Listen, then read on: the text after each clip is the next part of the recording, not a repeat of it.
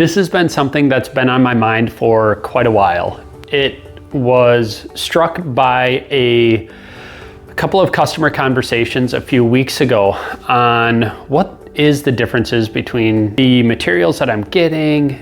We have all sorts of information on what types of materials to use, the 1-day floors versus a 2 or a 3-day floor.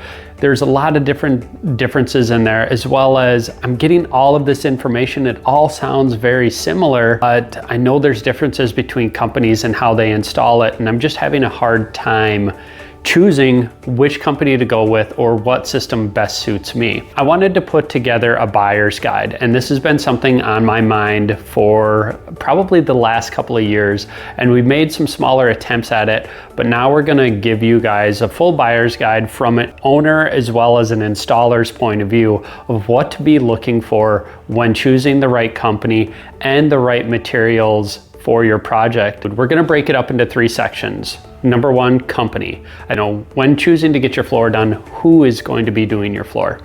The second thing that we're gonna go over is some of the materials, more of the common materials that you're gonna see in a garage floor or basement floor, as well as some of the benefits within those. Third thing is going to be warranty, what's commonly included, as well as what's excluded in a lot of warranties, manufacturers, as well as installation. I hope that somebody can find this helpful in their journey when searching for a garage floor company or choosing the right product to suit them.